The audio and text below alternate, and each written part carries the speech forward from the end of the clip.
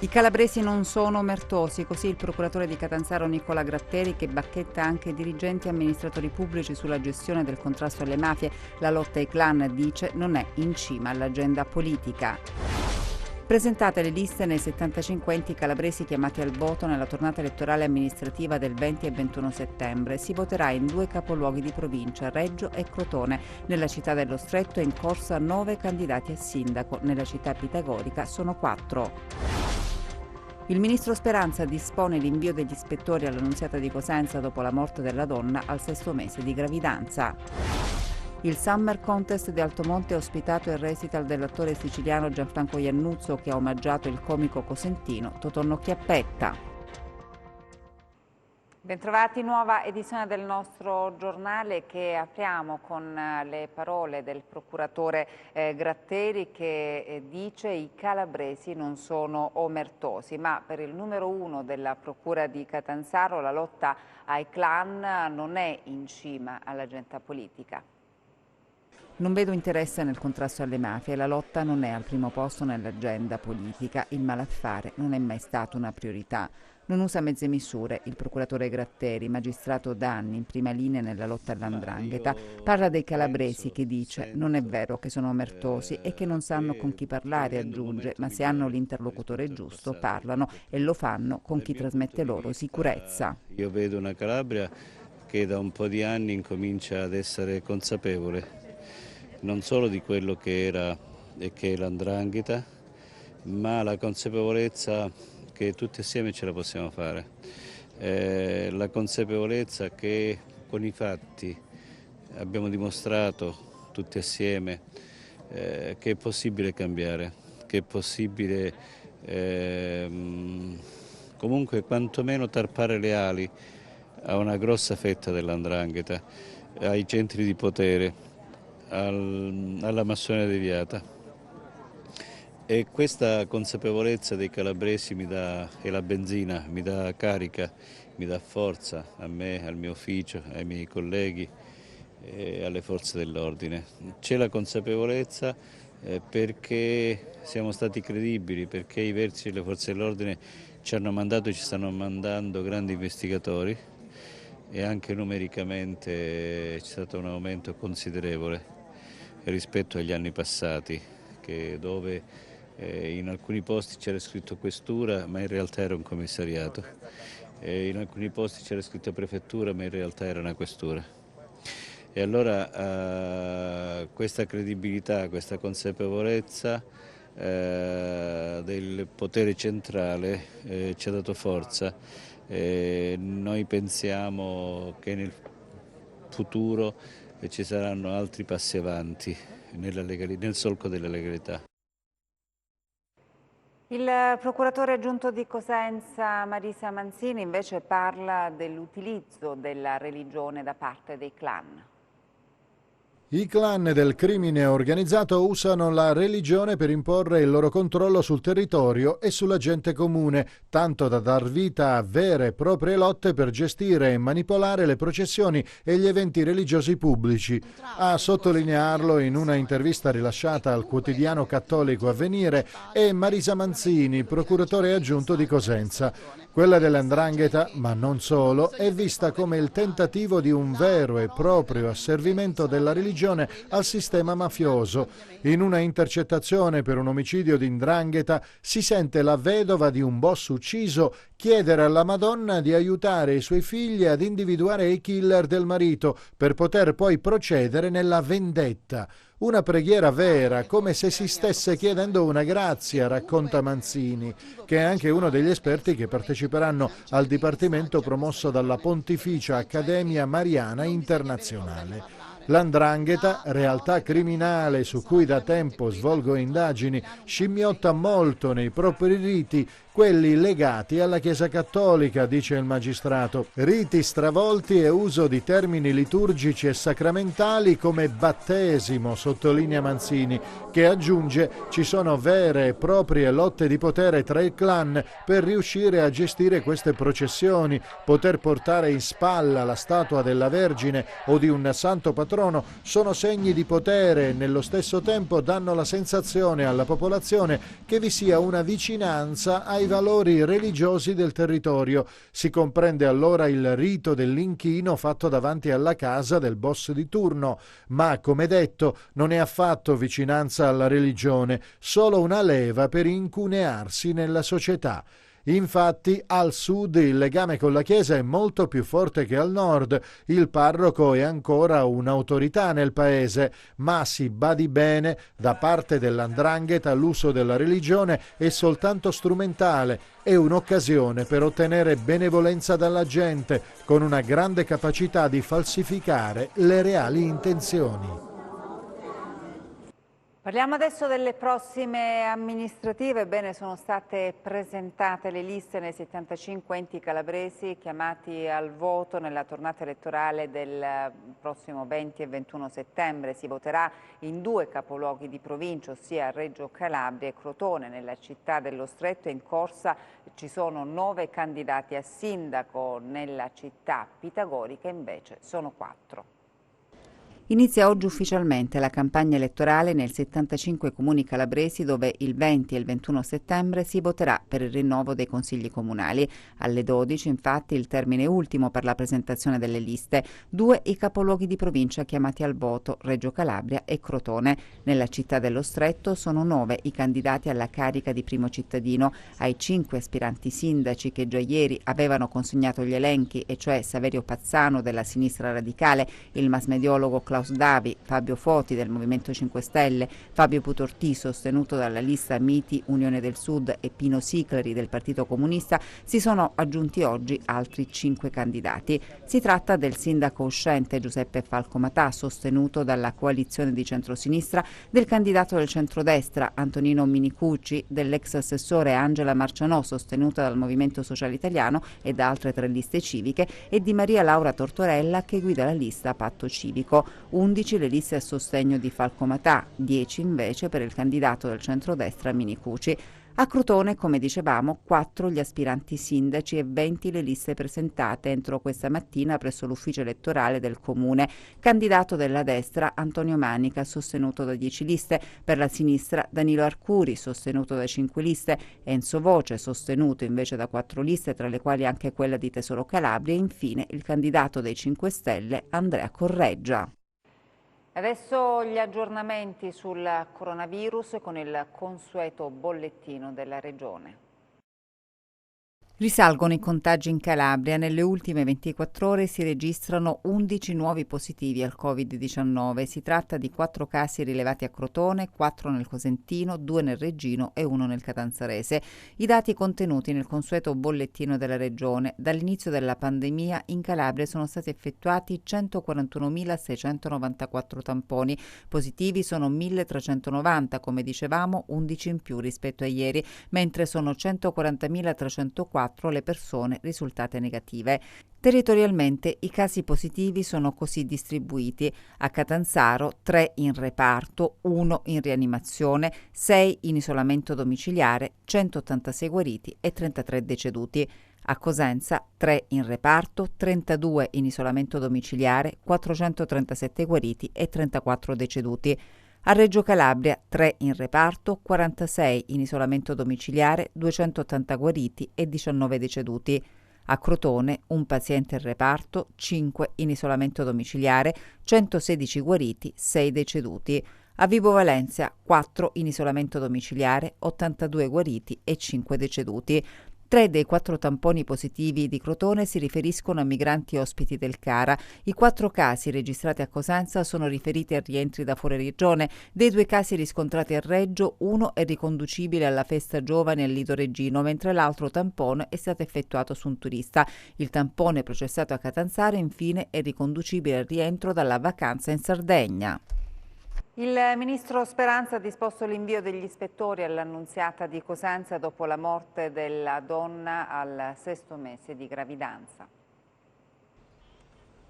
All'Annunziata di Cosenza arrivano gli ispettori inviati dal Ministero. Il titolare del Dicastero alla Salute, Roberto Speranzi, infatti ha disposto un'ispezione nell'ospedale Bruzio dopo la morte della donna di 34 anni al 6° mese di gravidanza. Intanto proseguono le indagini della Procura dopo la denuncia presentata dai familiari della giovane mamma. Si è trattato di una tragica fatalità? È stato fatto il possibile per salvare la donna e il bimbo che portava in grembo? A queste domande dovranno dare una risposta agli accertamenti di natura tecnico-legale che si svolgeranno nei prossimi giorni. Una morte assurda e inattesa, quella di Mariangela, questo è il nome della donna. Già lo scorso 17 agosto si era sentita male, aveva dolori addominali. Si è recata così al pronto soccorso, ma dopo essere stata visitata è stata rimandata a casa. Ma continuava ad accusare vomito e dissenteria, così dopo poche ore è tornata in ospedale dove è stato disposto il ricovero in ginecologia. La situazione però in poco tempo è precipitata. Inutile il trasferimento nel reparto di rianimazione. Adesso i familiari della donna vogliono capire cosa è successo. Le indagini disposte dalla procura sono in corso. La salma è stata sequestrata, così come la cartella clinica. Lunedì è prevista l'autopsia, esame dal quale potrebbero arrivare importanti risposte. Nuovo tentato furto nell'area industriale di Rende, il colpo è stato sventato dall'arrivo dei carabinieri, rocambolesca fuga dei malviventi. Serata movimentata quella di ieri tra Rende e Montalto Ufugo. I carabinieri hanno sventato un tentativo di furto nell'area industriale di Rende e ne è nato un lungo inseguimento terminato presso lo svincolo autostradale di Montalto.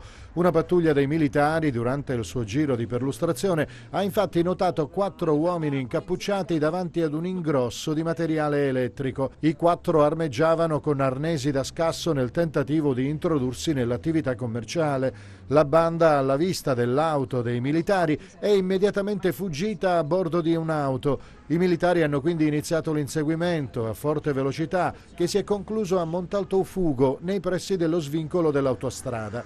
Qui i ladri hanno abbandonato l'auto e si sono dileguati a piedi, fuggendo nelle campagne e in diverse direzioni, facendo perdere le proprie tracce. I carabinieri hanno poi recuperato e sequestrato tutti gli arnesi da scasso abbandonati sull'auto dai fuggitivi. La compagnia di Rende ha iniziato delle indagini per arrivare ad individuare i 4. Ricordiamo che già in passato le attività commerciali della zona industriale di Rende sono state più volte oggetto di furti. Torniamo ad occuparci dell'emergenza incendi, diversi roghi in tutta la Calabria. Continua il duro lavoro di prevenzione e di intervento del servizio antincendio boschivo regionale dell'azienda Calabria Verde. 119 gli incendi gestiti tra giovedì e venerdì scorsi, 40 nella provincia di Cosenza, 17 in quella di Catanzaro, 30 nella provincia di Reggio Calabria, 17 in quella di Crotone, 15 nella provincia di Vibo Valentia. Di questi 19 sono stati gli incendi che hanno interessato il bosco, ma quelli che hanno impegnato maggiormente le sale operative sono stati gli incendi di interfaccia, vale a dire gli incendi che hanno lambito insediamenti civili, come quello che ha interessato il comune di Bisignano, più di 15 ore per domarlo, dove è stato necessario l'intervento di 2 mezzi aerei della flotta di Stato, un elicottero e un Canadair, diretti da un direttore delle operazioni di spegnimento dei vigili del fuoco, oltre che un'autobotte ed una squadra di Calabria Verde, impegnata anche un'autobotte dei volontari di Luzzi convenzionati con Calabria Verde, oltre che una squadra dei vigili del fuoco. Vista la necessità di rifornire velocemente di acqua ai mezzi AIB, è stata inviata sul posto in supporto un'autocisterna di 9.000 litri della Protezione Civile regionale, ma l'incendio che ha tenuto in tensione le sale e la struttura AIB regionale è quello che ha interessato il comune di Ricadi in provincia di Vibo Valentia. L'incendio, segnalato inizialmente come rogo, si è mostrato particolarmente insidioso, arrivando a lambire abitazioni e anche attività turistiche. Sul posto, oltre ai vigili del fuoco del comando di Vibo Valentia, circa 40 unità e un ulteriore DOS di Calabria Verde per collaborare alla direzione delle operazioni di spegnimento. Grazie ad un ottimo gioco di squadra non si sono registrati danni a persone e o a cose. A Crotone nuova ordinanza in materia di contenimento dell'emergenza Covid.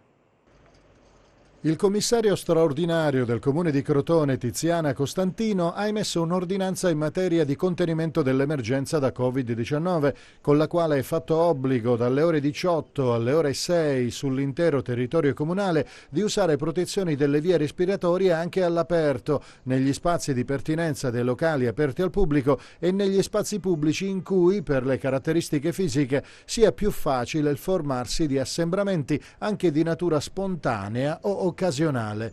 Con lo stesso provvedimento è stata disposta la sospensione all'aperto o al chiuso delle attività di ballo nelle discoteche, sale da ballo e locali assimilati destinati all'intrattenimento o che si svolgano in lidi, stabilimenti balneari, spiagge attrezzate, spiagge libere e spazi comuni delle strutture ricettive o in altri luoghi aperti al pubblico. Si ribadisce anche la necessità di attenersi strettamente a tutte le misure di contrasto e contenimento della diffusione del Covid-19 contenute nei decreti ed atti emanati dalla Presidenza del Consiglio dei Ministri e dal Ministero della Salute e anche nelle ordinanze del Presidente della Regione Calabria.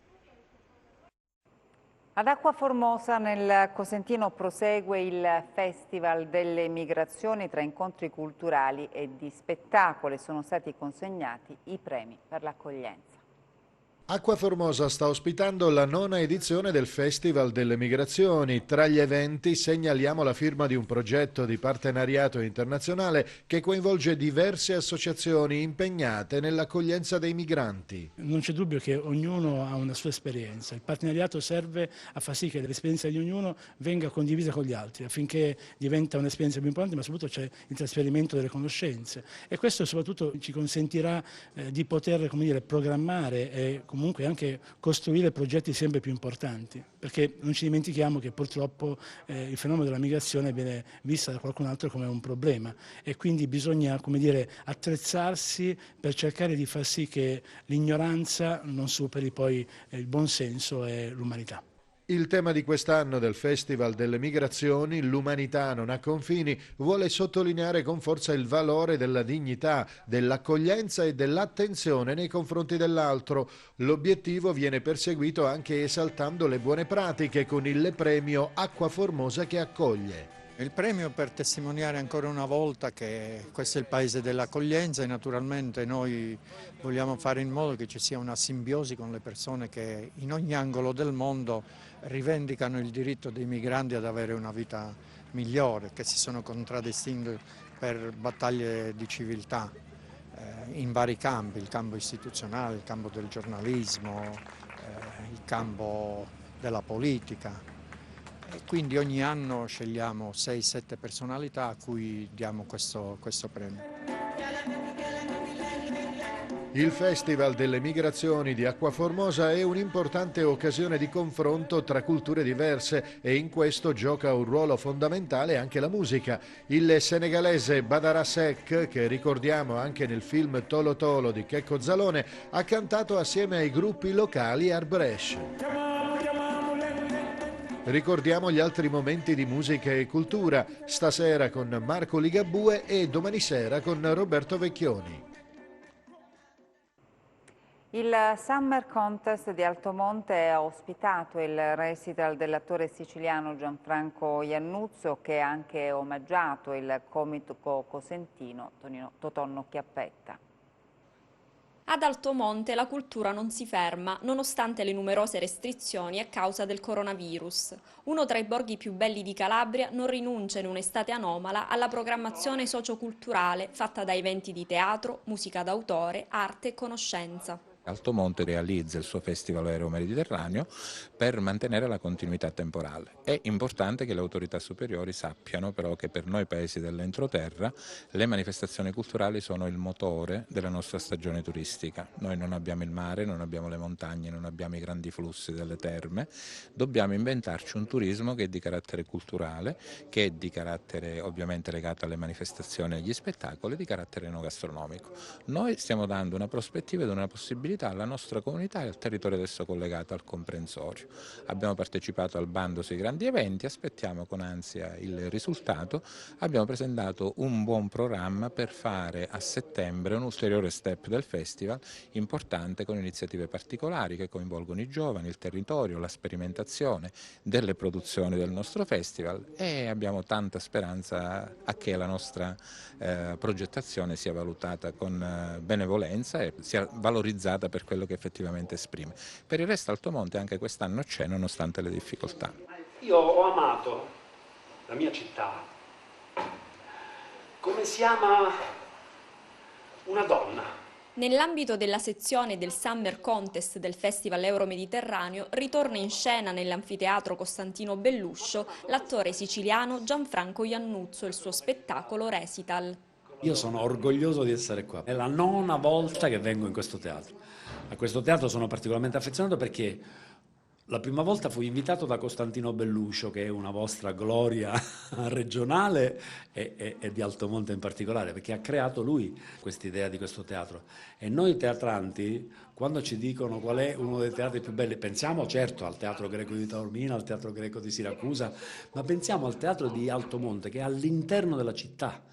E poi io ho avuto la grande soddisfazione di vederlo sempre pieno questo teatro quando sono venuto, quindi anche questo modo di ricambiare il mio affetto per i miei cugini calabresi è una cosa di cui sono orgoglioso. Recital è un viaggio divertente tra i dialetti italiani e i costumi di un popolo ricco di aneddoti e tradizioni diverse. All'interno dello spettacolo l'attore ha omaggiato il suo grande amico, figlio di Calabria, Totonno Chiappetta. Dopo tutta questa settimana di sazio e sofferenza, poi mamma che grigrio si vince ugo senza. E ancora per lo spettacolo con il concerto di Renzo Arbore a Reggio. Il jazz, lo swing, la canzone popolare. In conferenza stampa, 3 ore prima del concerto, si nota quanto sia divulgatore Renzo Arbore, ieri protagonista della serata iniziale del Festival Jazz Rumori Mediterranei a Roccella Ionica. Ebbene, il maestro dello spettacolo italiano ha incantato prima i cronisti con pillole di saggezza, pillole di storia e di cultura musicale. Poi l'arrivo sul palcoscenico di fronte ad una platea gremita, ovviamente nel rispetto del distanziamento dopo l'emergenza Covid-19. Una platea che ha risposto immediatamente e che ha entusiasmato ancora di più Renzo Arbore, che si è detto felice di essere in Calabria e soprattutto a Roccella Ionica. Un viaggio musicale straordinario, quello di Arbore e dei suoi orchestrali, che ha al centro Napoli e i grandi di Napoli, ma poi le divagazioni straordinariamente belle non mancano, e c'è il jazz e c'è lo swing, ma c'è anche la produzione musicale di Arbore, quei momenti di grande goliardia ma anche di grande magia musicale e artistica. Ecco, tutto questo ieri è avvenuto a Roccella Ionica, al Teatro al Castello, inizio di un nuovo straordinario viaggio che vedrà la cittadina ionica protagonista assoluta. Arbore ha fatto l'evento, il pubblico ha risposto, dunque una bella serata dove non solo la musica ma anche la cultura e la profonda intellettualità dell'artista sono state protagoniste.